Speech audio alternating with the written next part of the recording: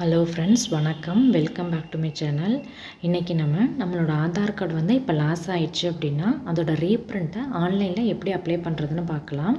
இதை பண்ணுறதுக்கு நமக்கு ஆதார் கார்டோட நம்பர் தெரியணும். நீங்கள் உங்கள் மொபைலில் ஃபோட்டோ எடுத்து வச்சுருந்தீங்கன்னா அதை யூஸ் பண்ணிக்கலாம். இல்லைனா நீங்கள் உங்களோட தொலைஞ்ச ஆதார் கார்டோட ஜெராக்ஸ் வச்சுருந்தாலும் அதுலேயும் நம்பர் இருக்கும். நம்ம அதை பார்த்து என்ட்ரு பண்ணிக்கலாம்.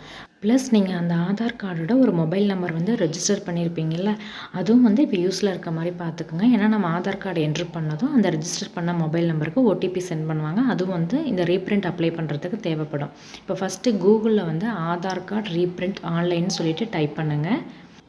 அதை கிளிக் பண்ணிங்கன்னா உள்ளார மை ஆதார் கூடிய அந்த லிங்க் எல்லாமே இருக்கும். கீழே ஸ்க்ரோல் பண்ணிங்கன்னா UIDAI கீழே http://uidai.gov.in சொல்லிட்டு ஒரு லிங்க் இருக்கும். அதை கிளிக் பண்ணுங்கள்.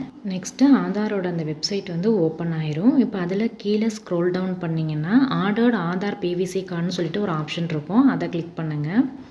அதை கிளிக் பண்ணிங்கன்னா நெக்ஸ்ட்டு இந்த மாதிரி தான் வரும். நம்ம Aadhaar card number plus phone number இது ரெண்டுத்தையும் வச்சு தான் ரீப்ரிண்ட் அப்ளை பண்ண போகிறோம். அதனால் அதே பேஜில் அந்த மை ஆதார்னு சொல்லிட்டு பக்கத்தில் 4 டாட்டு மாதிரி இருக்குல்ல, அதை கிளிக் பண்ணுங்கள்.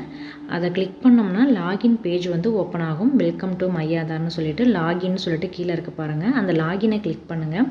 அதில் என்டர் ஆதார் நம்பர்னு சொல்லிட்டு இருக்குல்ல, அதில் நீங்கள் உங்கள் மொபைலில் ஃபோட்டோ எடுத்து வச்சுருந்தாலோ இல்லைனா உங்ககிட்ட ஏதாவது அந்த தொலைஞ்சு போன ஆதாரோட ஜெராக்ஸ் இருந்தாலோ அதில் ஆதார் நம்பர் இருக்குல்ல, அந்த நம்பரை கரெக்டாக என்ட்ரு பண்ணிவிட்டு அந்த கேப்சாவை பார்த்து அப்படியே டைப் பண்ணிவிட்டு லாகின் வித் ஓடிபின்னு இருக்குல்ல, அதை கிளிக் பண்ணுங்கள். இப்போ நீங்கள் ஆதாரோட அந்த ரெஜிஸ்டர் பண்ணியிருக்க மொபைல் நம்பருக்கு ஓடிபி சென்ட் பண்ணுவாங்க. அதை என்ட்ரு பண்ணிட்டீங்கன்னா நெக்ஸ்ட்டு இந்த மாதிரி நிறைய ஆப்ஷன் வரும்.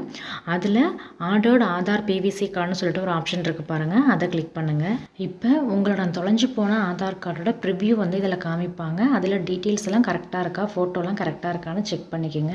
நெக்ஸ்ட்டு கீழே நம்ம பேமெண்ட் பண்ணுறதுக்கான ஆப்ஷன் இருக்கும். அந்த பேமெண்ட் ஆப்ஷனை கிளிக் பண்ணுங்கள்.